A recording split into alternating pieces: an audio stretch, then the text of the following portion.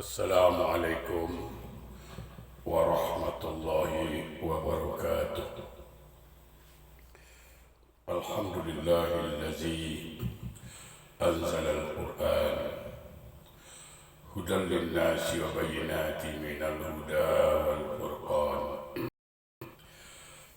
Asyhadu an la ilaha illallah wahdahu la syarika lah. Wa ashhadu anna sayyidana Muhammadan abduhu wa rasuluh la nabiyya ba'dah. Allahumma fasalli wa sallim ala sayyidina Muhammadin wa ala alihi wa ashabihi rasulillahi ajma'in, amma ba'du. Rabbi shrah li sadri wa yassir li amri wahlul 'uqdatam min lisani yafqahu qawli. Subhanaka la ilma lana illa ma 'allamtana innaka antal alimul hakim. La haula wa la quwwata illa billahil aliyyil azim. Jamaah yang insyaallah semua dimuliakan Allah Subhanahu wa ta'ala. Tidak ada kalimat yang lebih elok, yang lebih patut untuk kita mulai majlis ilmu ini selain memanjatkan rasa syukur pada Allah Subhanahu wa ta'ala. Allah yang Maha Pengasih, yang tidak pernah pilih kasih. Allah yang Maha Penyayang, yang sayangnya tidak terbilang. Nikmatnya kita terima malam dan siang, pagi dan petang. Mudah-mudahan Allah bimbing kita, Allah tuntun kita menjadi hamba yang pandai mensyukuri nikmat Allah. Salawat dan salam Allahumma salli ala Sayyidina Muhammad wa ala ali Sayyidina Muhammad. Marilah sama-sama kita sanjungkan keharibaan junjungan alam Rasulullah sallallahu alaihi wasallam. Mudah-mudahan kita beserta keluarga mendapat syafaat dari beliau kelak di akhir. Amin. Allahumma amin. Jamaah yang berbahagia, pada kesempatan yang singkat ini saya tidak lupa memohon pada Allah, dan kita semua bermohon pada Allah agar kita beserta keluarga terhindar dari segala musibah, termasuklah musibah COVID-19 ini. Dan kita juga berharap semoga musibah COVID-19 ini segera berakhir di negeri kita tercinta ini, insyaAllah. Amin. Saudaraku, jemaah yang dirahmati Allah,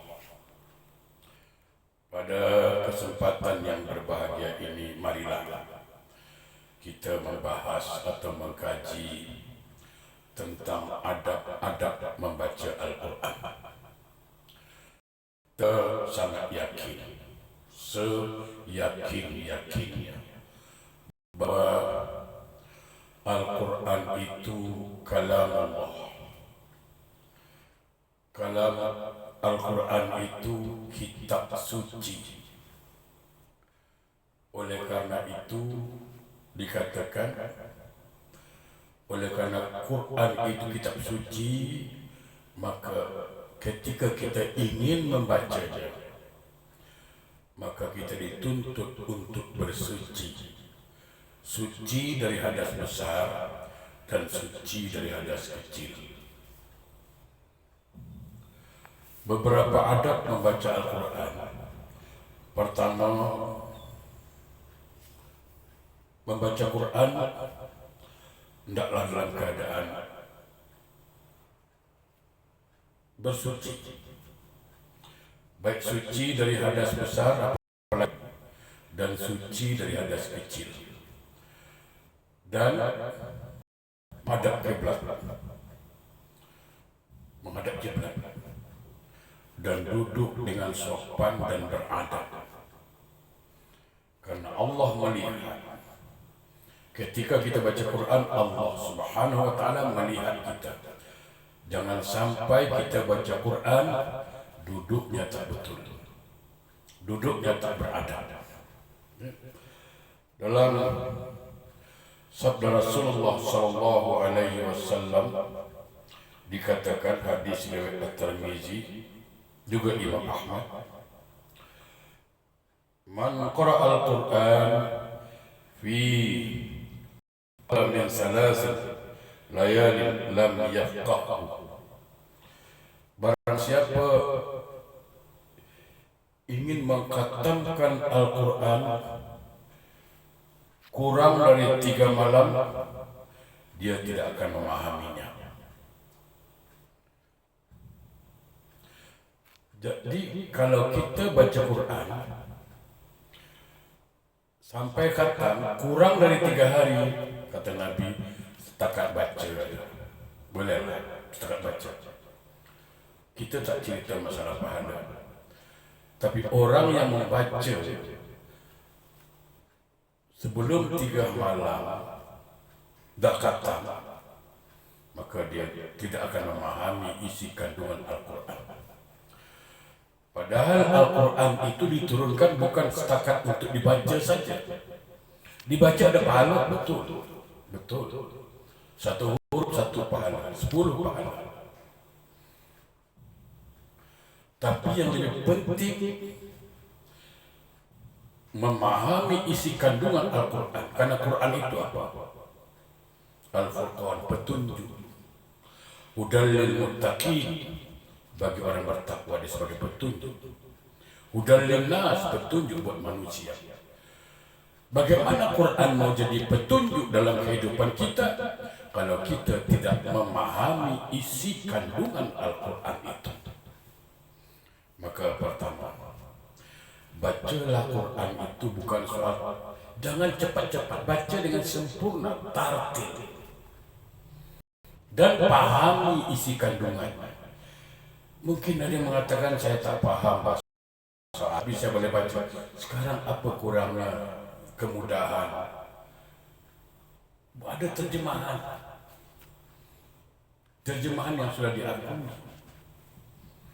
Baca Quran, contoh Bismillahirrahmanirrahim, Alif Lam Mim, Zalikal kitabu la raiba fihi hudal lil muttaqin. Baca terjemahannya. Sesungguhnya Quran ini, Alif Lam Mim, hanya Allah yang tahu makna dia. Sesungguhnya Quran ini diturunkan tiada keraguan sedikit pun, dan Quran sebagai petunjuk bagi orang-orang yang bertakwa. Jadi baca dia, tapi memahami isi Al-Quran itu penting. Itu satu. Yang kedua, hendaklah baca Quran secara tartil, tidak cepat-cepat. Kadang banyak kita tengok orang baca Quran cepat, tergesa-gesa. Kadang saking cepatnya dia khatamkan Quran, kadang-kadang cuma 1 hari khatam. Saya tidak ingin menyalahkan orang yang khatam 1 hari 2 hari, tidak menyalahkan. Tetapi sesuai dengan hadis Nabi tadi, barang siapa mengkhatamkan Al-Quran kurang dari 3, maka dia tidak akan memahaminya, isi kandungan Al-Quran. Itu masalah. Padahal kita bukan setakat membaca Quran saja yang perlu, memahami isi kandungan itu lebih perlu, dan lebih perlu untuk mengamalkan. Yang kedua. Yang ketiga, menjaga kekhusyukan dalam membaca Quran. Ketika kita membaca ayat-ayat neraka, maka muncul kesedihan, kengerian, ketakutan. Ketika berjumpa dengan ayat ancaman, kita rasa takut datang. Tapi ketika ada ayat yang menjelaskan tentang surga, muncul kegembiraan. Oleh karena itu, sekali lagi, perlu memahami isi kandungan Al-Quran. Bagaimana kita ingin takut, ingin gerun. Kita baca ayat neraka tapi kita tidak paham, maka tidak akan mungkin menimbulkan ketakutan, kegerunan dalam diri kita.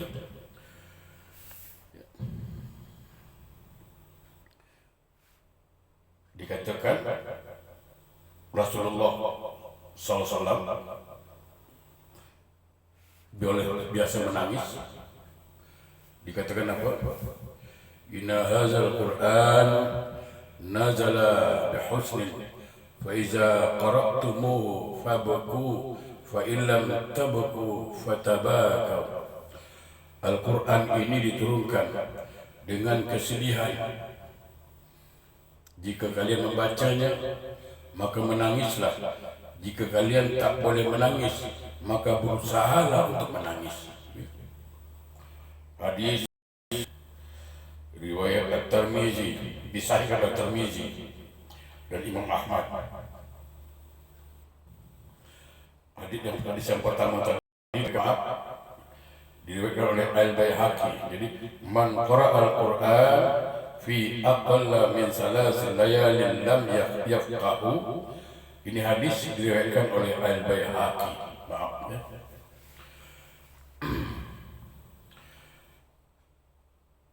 Jadi ketika kita baca Quran, kita tengok ada orang baca Quran bila bertemu ayat-ayat yang menakutkan, ayat-ayat zaman, dia menangis. Sering kita tengok imam kadang baca Quran tiba-tiba menangis. Kenapa? Dia paham, dia khusyuk. Sampai Nabi kata, jika kalian tak boleh menangis, berusahalah untuk menangis. Itu yang ketiga. Yang keempat, memperindah suaranya. Jadi boleh tak Quran ini dilakukan? Boleh. Yang tak boleh itu riya. Ketika dia pandai membawakan lagu-lagu Quran, lagu ras, lagu bayati, lagu nahwan, kalau dia pandai, alhamdulillah. Tapi jangan muncul sifat riya. Ya, kalau kita boleh belajar Quran, belajarlah dan bacaannya diperindah. Dikatakan apa? Zayyanul Quran biaswat, hiasilah Al-Quran itu dengan suara kalian. Jadi tidak salah kalau orang melakukan Al-Quran, memperindah bacaan Quran. Ma'azinallahu li syai'in ma'azina linnabiyya yataghanna bil Quran. Tidaklah Allah memberikan izin kepada sesuatu seperti dia memberikan izin kepada seorang nabi untuk melantunkan Al-Quran. Jadi sekali lagi, saudaraku, memperindah bacaan Quran, memerdukan bacaan Al-Quran, itu memang dianjurkan oleh Rasulullah Sallallahu Alaihi Wasallam. Cuma kadang-kadang kita sudahlah tak tahu baca Quran. Bila orang baca Quran, kita pula cela, alah dia nak tunjuk-tunjuk konon dia pandai lah, lagu-lagu konon. Na'udzubillah. Na'udzubillah. Ketika orang menyampaikan, membaca Al-Quran dengan suara yang merdu, dengan lagu yang indah, itulah anjuran yang dianjurkan oleh Rasulullah Sallallahu Alaihi Wasallam. Itu yang keempat, memperindah suara, ya, sehingga orang tertarik. A'udzu billahi minasy syaithanir rajim. Diperindah. Bismillahirrahmanirrahim.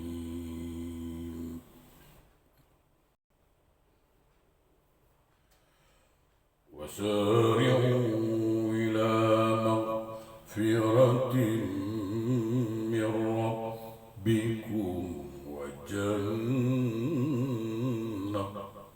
Diperindah. Wa jannatin 'arduha as-samawati wal ardh u'iddat lil muttaqin. Gitu. Bukan riya. Yang dilarang itu riya. Memperindah baca Quran, membaguskan baca Quran. Itu anjuran dan itu memang dianjurkan oleh Rasulullah SAW. Belajar. Yang kelima, melirihkan bacaannya. Artinya apa? Jangan sampai wujud rasa riya dalam hati kita ketika kita membaca Quran. Kita pandai melakukan Quran, bagus, alhamdulillah. Suara kita merdu ketika baca Quran, alhamdulillah.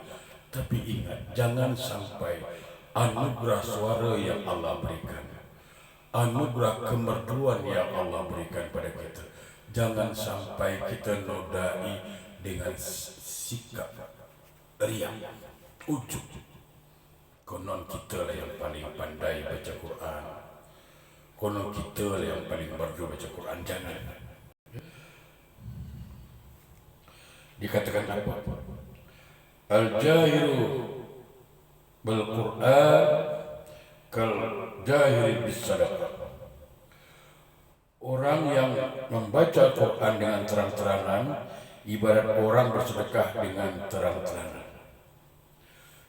Jadi ketika baca Quran, hendaklah kita pelankan suara kita. Seandainya ada orang sholat di masjid, contoh, ada orang sholat di situ, sholat sunat, kita jangan kuat-kuat baca Quran, melirihkan pelan suaranya. Kalau tak ada orang lain cerita lah.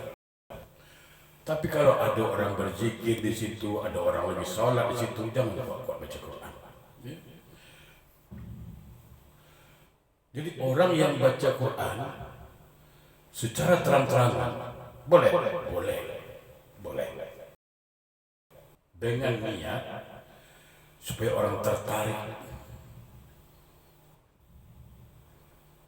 orang termotivasi untuk belajar Quran, boleh. Yang salah itu kalau dia baca terang-terangan, dia baca kuat-kuat dengan merdu, suara yang sangat merdu, dengan tujuan minta dipuji. Nah, ini yang salah.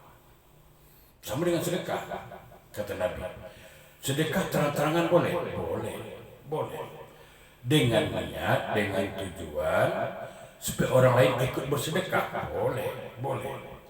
Yang tidak boleh kalau sedekah terang-terangan menimbulkan rasa ujub, rasa riya, itu yang salah. Inna yasiru riya syirik. Sedikit saja dari riya itu syirik. Tapi seandainya kalau dia baca Quran kuat-kuat, merdu, sehingga menimbulkan rasa riya, untuk menghilangkan perasaan riya itu, maka baca pelan.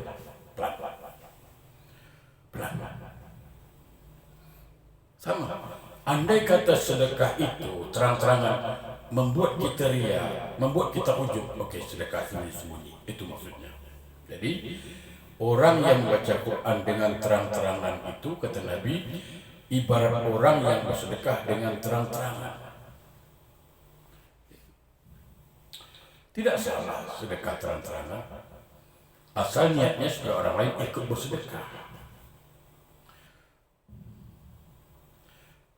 Tidak salah baca Quran kuat-kuat, tidak salah. sepanjang tidak mengganggu orang di sebelah, mungkin dalam sholat atau berzikir. Tapi kalau dengan terang-terangan dibaca Quran mendatangkan sifat riya, sifat ujub, sebaiknya dibaca pelan-pelan.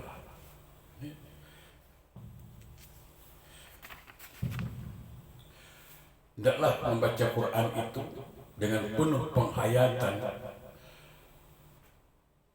dan merenungkan maknanya. Sekali lagi, kita baca, kita pahami terjemahannya, dan kita hayati, dan kita renungkan, dan yang lebih penting, kita amalkan. Dan itulah tujuan Al-Quran. Diturunkan sebagai petunjuk. Bagaimana Quran mau jadi petunjuk kalau kita tak pernah baca? Bagaimana Quran mau jadi petunjuk kalau kita tak paham? Jadi, saudaraku, yang keenam, dalam membaca Quran, hendaklah kita hayati maknanya dan kita renungkan. Jadi itu 6 adab-adab baca Quran. Pertama, bacalah dengan sempurna. Belajar tajwid. Ya, mana ikhfa, mana ikla, mana idgham ma'al gunna, mana idgham bila gunna. Itu ada pakar tajwid, pakar tajwid. Belajar. Baca dengan sempurna. Jangan laju-laju. Ya. Dan hendaklah bersuci. Suci dari hadas kecil, apalagi hadas besar. Artinya berutuh. Dan hendaklah duduk dengan sempurna, dengan sopan dan beradab. Karena Allah bersifat Al-Basir. Allah bersifat Az-Sami', Maha mendengar. Kalau kita duduk tak sopan, baca cepat-cepat, Allah dengar. Baca yang terbaik dengan sempurna. Baca Yasin, baca dengan sempurna. Bismillahirrahmanirrahim. Yasin wal Qur'anil Hakim. Innaka laminal mursalin ala siratim mustaqim. Jangan cepat-cepat. Yasin wal Qur'anil Hakim. Innaka laminal siratim mustaqim. Siratal nak kemana lagi-lagi? Bacalah Quran dengan tartil. Jangan tergesa-gesa. Yang ketiga, menjaga kekhusyukan dalam ketika baca. Hendaklah hadapkan hati kepada Allah Subhanahu wa taala. Khusyuk membaca. Kalau jumpa ayat yang menakutkan, sehingga datang ketakutan, kegerunan, sehingga meneteskan air mata.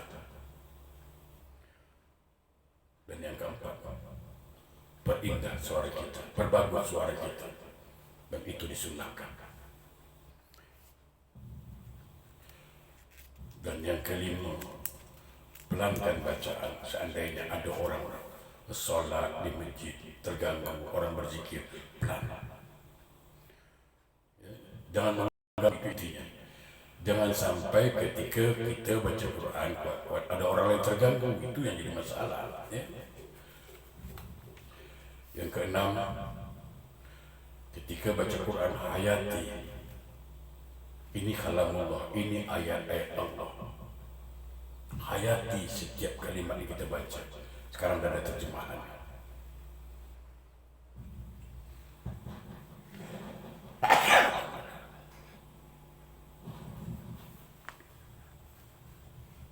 Jemaah yang berbahagia,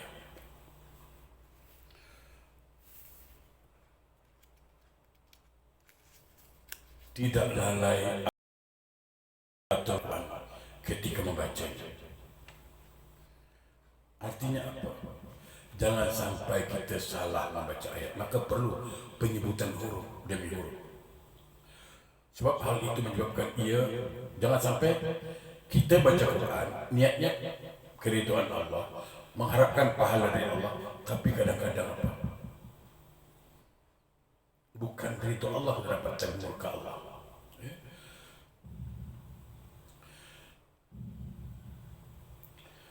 Jemaah yang berbahagia, perhatikan. Ketika membaca surat Al-A'raf ayat 61 yang maknanya agar laknat Allah ditimpakan kepada orang-orang pendusta, timbul kegururan kita supaya kita tidak menjadi orang yang pendusta karena laknat Allah. Dalam surah Hud 18 dikatakan apa? Laknat Allah ditimpakan kepada orang-orang yang zalim. Orang yang zalim dilaknat oleh Allah. Nah, ketika membaca ayat itu, ya, Hud 18, kita akan bertekad dalam hati tidak akan melakukan kezaliman. Kenapa? Sebab ketika kita berlaku zalim kepada seseorang atau kepada diri sendiri dan kita baca ayat itu, berarti kita telah melaknati diri kita sendiri. Nauzubillah.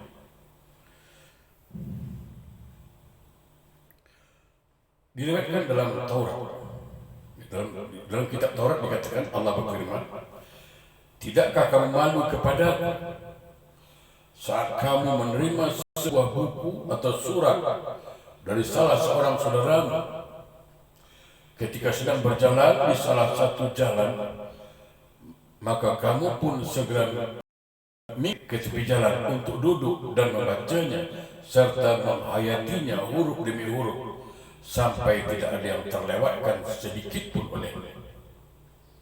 Bayangkan, tak jauh-jauh kita kadang buat kereta,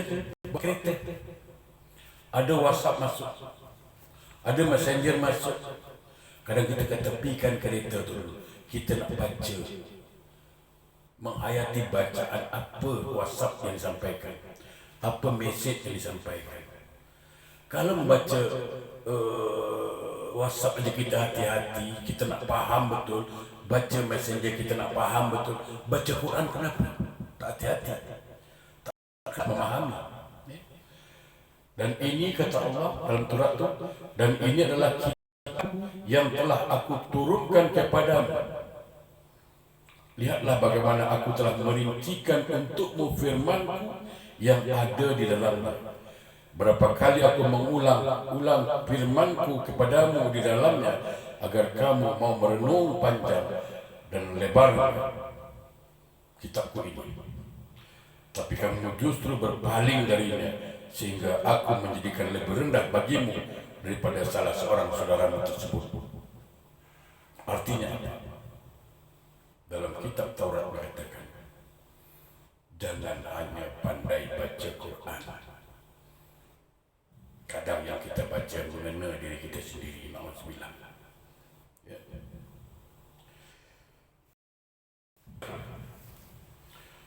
Sungguh-sungguh dalam menerapkan sifat-sifat ahli Quran, di mana mereka adalah orang-orang yang menjadi keluarga Allah, orang yang rajin baca Quran, orang yang hafal baca Quran, orang itu dianggap ahli Allah, keluarganya Allah. Allahu Akbar. Allah menganggap orang yang sering baca Quran, orang yang hafal Quran, orang yang tertarik dengan Al-Quran, sehingga dia menghafal Al-Quran, orang itu dianggap keluarganya Allah. Kalau dah jadi keluarga Allah, insya Allah dia akan selamat di dunia dan selamat di akhirat. Sebagaimana perkataan Abdullah bin Mas'ud, hendaklah membaca Al-Quran dikenali melalui malam harinya ketika manusia sedang tidur, melalui siang harinya ketika manusia tidak puasa, melalui tangisnya ketika manusia tertawa, melalui kewaraannya ketika manusia mencampur adukkan antara kebaikan dan keburukan, melalui diamnya ketika manusia gemar berkuar yang tidak bermanfaat, melalui kekusukannya ketika manusia menyombongkan diri, dan melalui kesedihannya ketika manusia gemar bersenang-senang. Maknanya apa? Ini dalam sekali nasihatnya. Ya.